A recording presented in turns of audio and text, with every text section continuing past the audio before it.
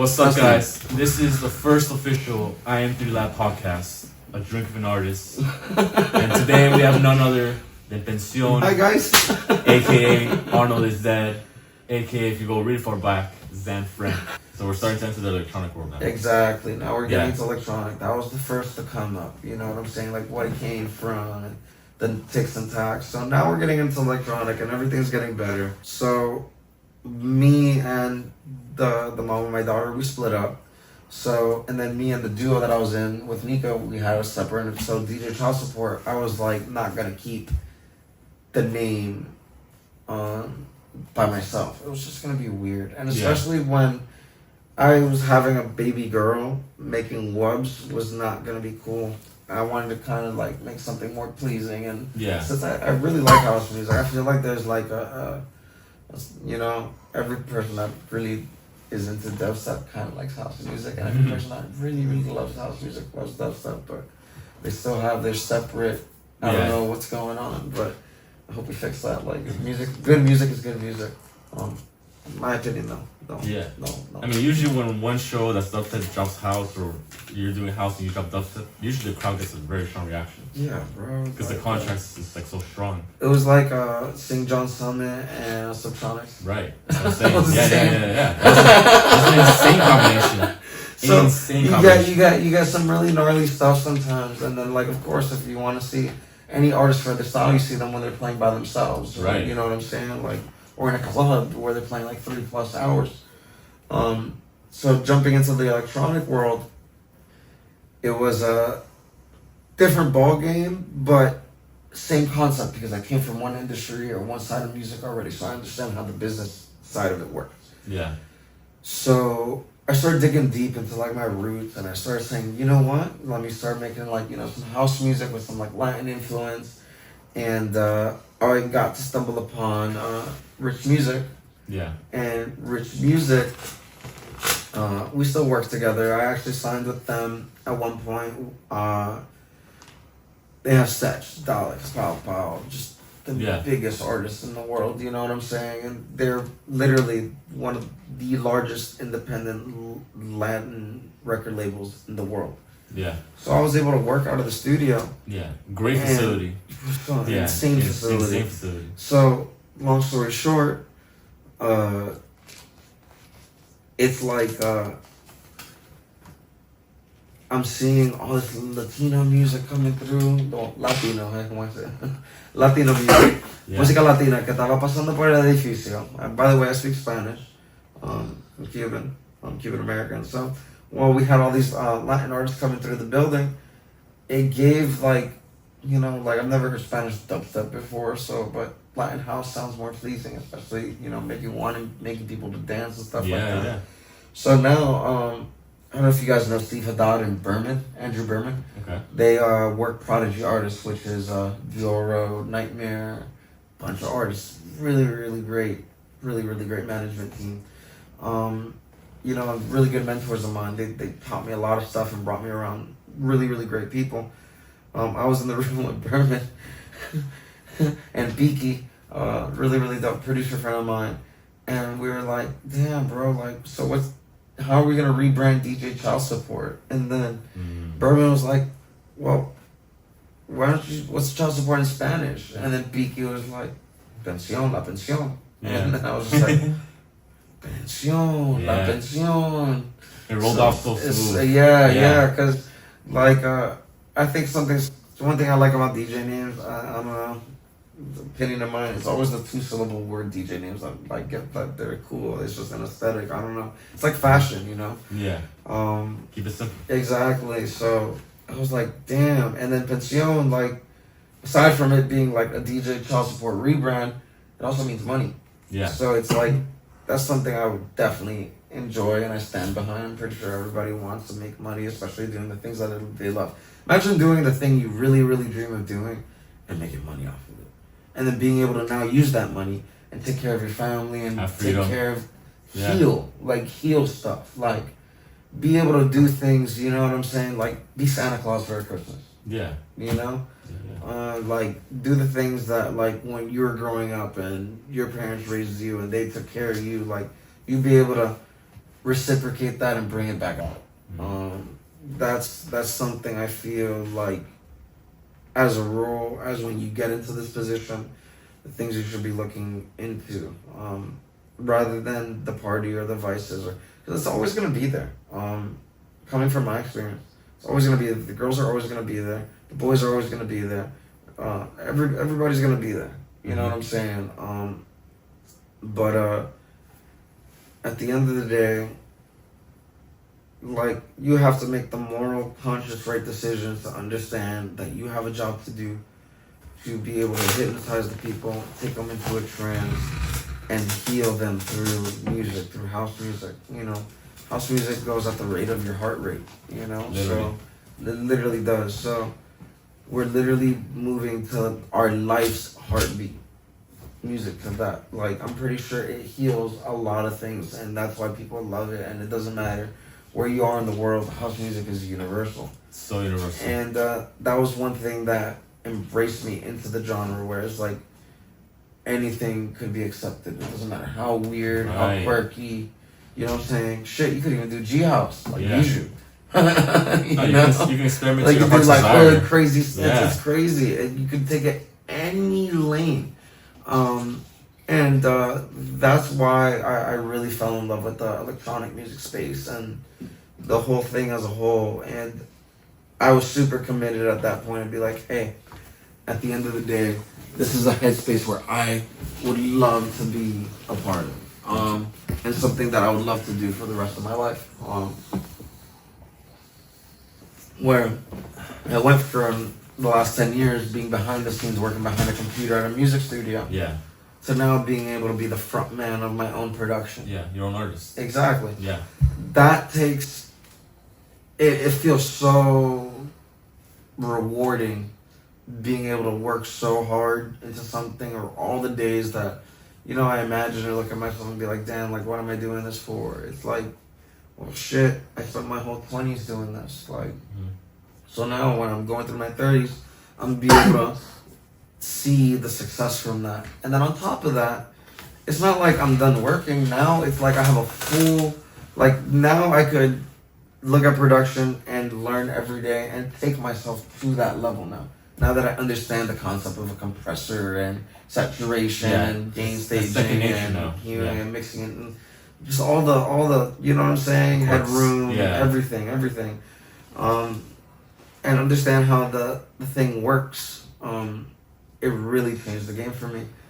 And what was really, really cool about the Rich Music Facility that I really, really thank them for is bringing me and being able to take care of one of the craziest situations that happened in my life when Yugal moved to Miami. Yes. What a blessing. So I was hanging out with my friends singing Double and the twins, and they were like, yo, you know Yugal's in Miami?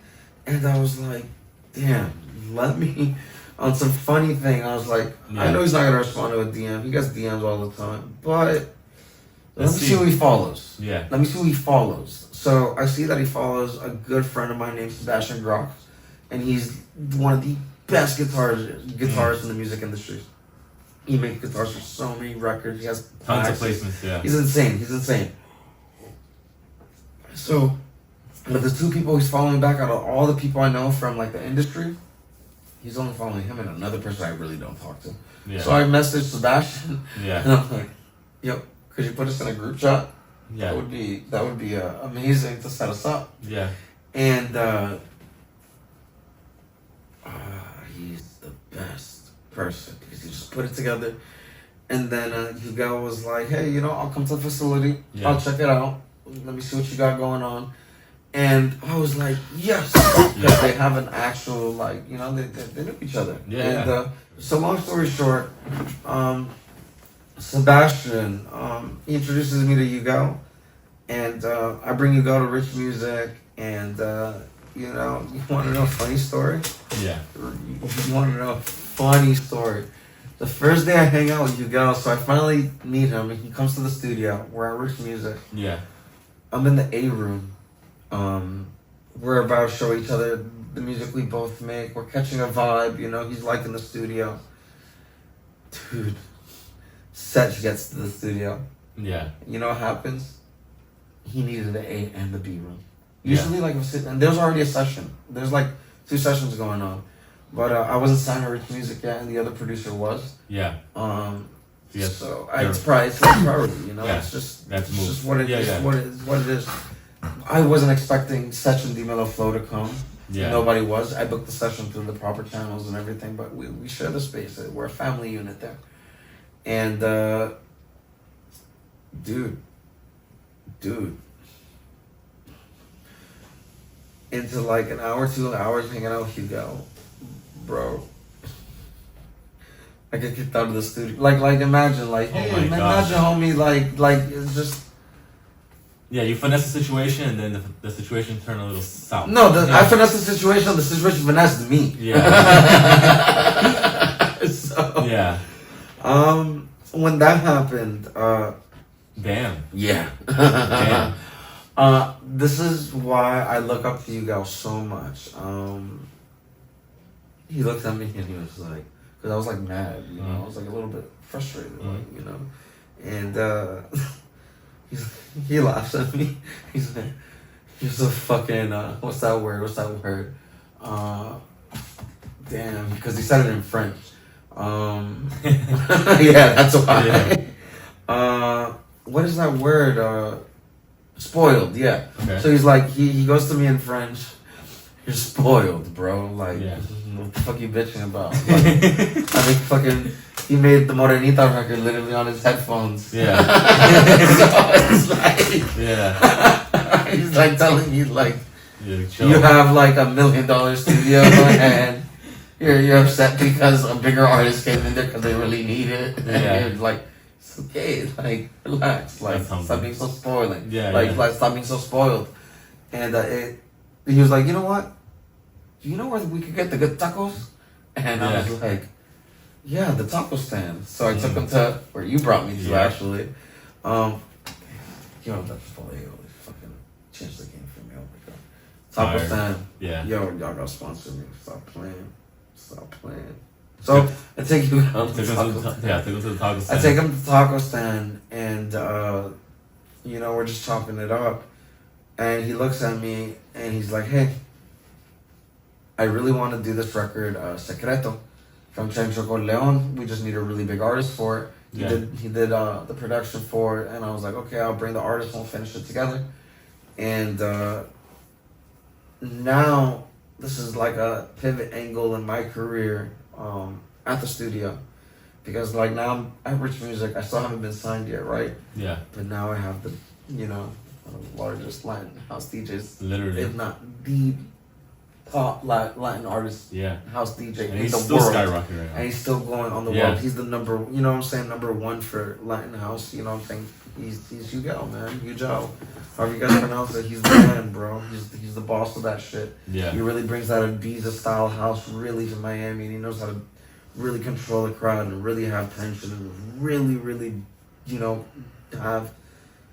he's the man, bro. I haven't seen a real DJ like that in a long time. I haven't seen a personality like that in a long time. Yeah. And I knew it was really special. So I really wanted to really work with him. So we kept on connecting, and I had a really good friend of mine named Daleks. He was signed to Rich Music, and you know, Daleks was crazy numbers, and I'm like, hey, what do you think about this Secreto idea? And then we'll just have you cover it, and then we'll just reproduce the production and make it the house version. Yeah. We'll get it cleared officially and actually drop it on all platforms. And he really was like, yeah, let's write coolest motherfucker ever. I was just like, you know, it's a really big song. It was done by Chencho Corleone and Plan B. Right. And you know, we were able to knock that one out. And when I was doing that record, it really changed the game, because, you know, now it came out.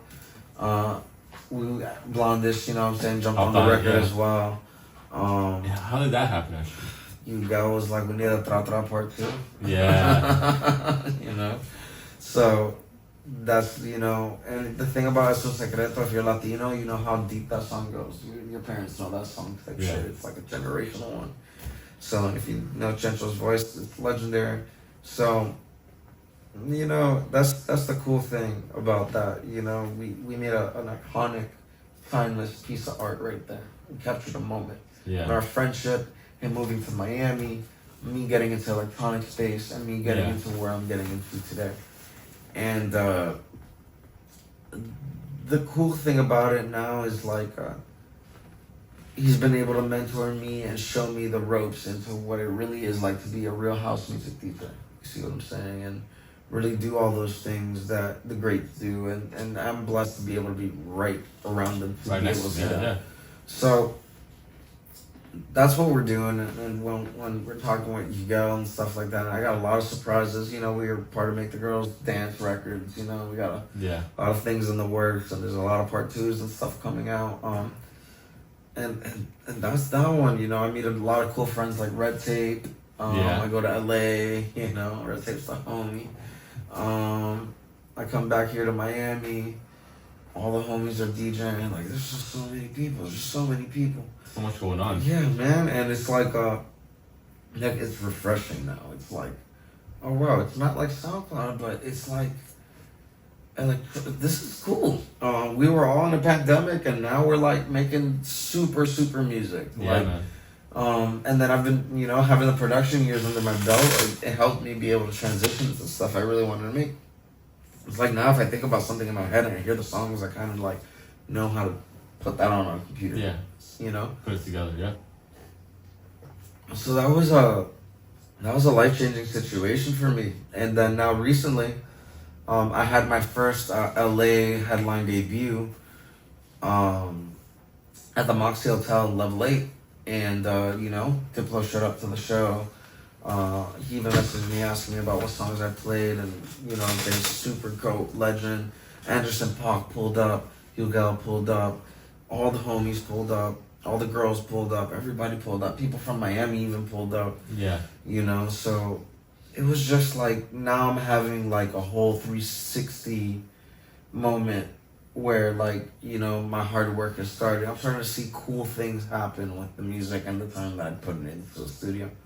And not saying I've played like crazy shows or anything like that yet, but I've had itty bits and tastes of like, you know what I'm saying, what that stage like, feels like. And like, you touched the deck, that space. Yeah, exactly. You know, Hugo yeah. brought me out and he was able to let me touch the mixer and play a song or two, you know what I'm saying? And yeah. Fucking, it was just a crazy experience overall. So I want to be able to do that again. And that's why, you know, having the discipline is really important.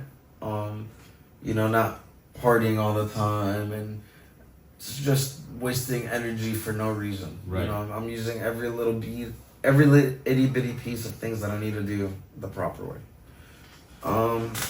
And going forward, you know, that's what it is. I don't know what the future has for me, but I know it's gonna be pretty nutty.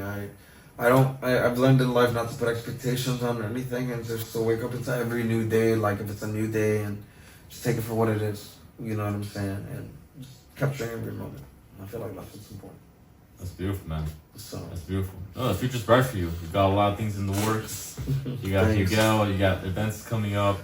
Yeah, Lee Foss. Oh, I don't want to forget. Yeah, when I was with Diplo and Hugo back over there, I was thankfully humbled and love the fact that my friend The Connect, who works with Lee Foss, let me, and Lee Foss invited me over, and I was able to stay over at the crib, and it was cool, and work with the Repopulate Mars boys, and I actually had a record drop with Repopulate Mars called Sexo. Yeah. You know, and that was really cool, you know, so now being able to connect those bridges and now hang out with Hugo and Lee Foss, like, everything's happening so quick, and I could just imagine, like, what we'd be talking about, like, a year from now or 2 years from now, and how the music's gonna progress, and how much more, like, the music, how much better it's gonna be, so that's what we're all here for. If you were to give yourself advice, or maybe advice to younger producers that are coming up right now, either in hip-hop or in house, what would you tell them? From all your experiences. Don't be afraid to go for it. A really smart person told me, you miss all the shots that you don't take, or you miss, you know what I'm saying? Like, if you don't try it. You're never gonna find out if it was worth it. And in my life, I've tried a lot of things and fucked up. Yeah. I've done a lot of things I've done great. I've done a lot of things that fuck those things up again. Right. And it's just a normal thing that we have to accept as people, that we're fucking people. We're human. We make mistakes, and it's all about learning from them and maturing from them and growing from that, and being able to see the person that you really, really want to become into. You know what I'm saying? And that's all it is. If you're an aspiring producer, look, bro, I don't recommend anybody do this job, because at the beginning part, the pay is shit, and it is really hard, and it's very competitive. Yeah. But if you really, really want to seek the hours, and you really, really enjoy this, and something you really, really want to do, go for it. Yeah. Like, and don't stop. Like, you know, I think what helps me out too is like, I look back at how far I already ran, and I'm like, if I stop now, like, what was it all for? Yeah. Exactly. You know, I'll tell you a cool story too. I had a really good friend of mine named Gold Key. He told me, you ever heard the story about the dude that was 3 feet away from gold? No, I haven't. Alright, so there's, you know, the California gold rush, right? Yes. Where everybody went over to California because there's gold and stuff like that, and all these miners wanted to do this, you know? Yeah, yeah. So there's this dude with a shit ton of bread. He spent all his money on mining the fucking, you know, mountain shit, whatever. And I guess he stopped believing in himself. So he sold it out of, like, you know, to a person that, you know, had probably like a brain or two. Yeah. And what that person with the brainer do, you know what that person did, just because instead of like quitting, you know what that person did? That person decided to hire a geologist to check the landscape. Yeah. And the guy stopped digging when he's 3 feet away from gold. Mm. So he was like, so close. Yeah. Yeah, he was so close. He stopped right when he was 3 feet away. Yeah. And if he would have hit that, he would have been a billionaire. Yeah. So I feel like in anything in life, when you say this is what I want to do, to people that do music, I say it like this. I'm going to give you the best music advice I could probably give any person right now. If you really, really want to do this music shit, if you really, really want to do this music shit, like for real, like this is what you love, you want to be on those stages, make it all about music. Don't let anything else get in the way of music and you knocking that record out and you envisioning exactly how you could heal people and take them to a mental place where they can at least have some type of peace in this fucked up world, bro. Yeah. So do the job right. You know what I'm saying? And enjoy it and understand it's a career. It's not a part-time job. It's not to get backstage. It's not to get the fucking cars, the money, the clothes, the bitches. It is literally a full-time lifestyle. And it's about continuously being able to take the people that ring with you at a certain frequency and take them to an even higher frequency. And beautifully said. That's kind of my advice to anybody in music. And if you're doing anything else other than that while you're doing it, then that's probably why you're not having the success you know what I'm saying? Yeah. So it's probably the best advice. I feel like the only reason, I'm by far not the most insane producer, not the most technically savvy person in the world, but I show up every day. I show up every day. My attendance without failure. Without failure, I show up every day. I have a time. I have a schedule. I show up every fucking day. I didn't show up to school on time, but for music, hell yeah. Yeah. And it's like you have to have that type of love for it. You have to show up on time to things. You have to really understand the importance and stress of really, really what this shit is, because we're privileged. Bro. Yeah. We're privileged, man. There's billions of people in the world, and we're on this side of it. Yeah, making we're music. We're fucking privileged. Yeah. We're fucking privileged, bro. So I don't want to hear like excuses. I don't want to hear about your Ableton sessions while I'm working. I don't want to hear shit about shit when I'm at the club. It's already loud as fuck. Make music, entertain people, do a great job. People are gonna see that shit, enjoy yourself, and make people enjoy themselves. Yeah. Amen to that. You know. Amen to that. Cool. And maybe, one last thing, to be transparent about maybe the work ethic, because I know sometimes you go on like a week straight without sleeping, tumbling through whatever needs to get done, right? It's like catching a high. You know, there'll be weeks where I'll produce for months on end, like just treating it like fucking clockwork. But then there'll be like times where I'm just like trying to live real life, so I could get the feeling of, you know, my favorite thing about music is it's like when you're by yourself in a car and you're listening to a really good song and it just makes you cry. Yeah. So it's like being able to have that moment away from it all. So to capture that. Yeah, that's what it is for me. Well, good shit, Pension Arnold. Nice to meet you, man. Again, here at the... Here we are at the IAM3. Amazing first podcast. Tune in for more. Damn. I feel bad for anybody that goes after me.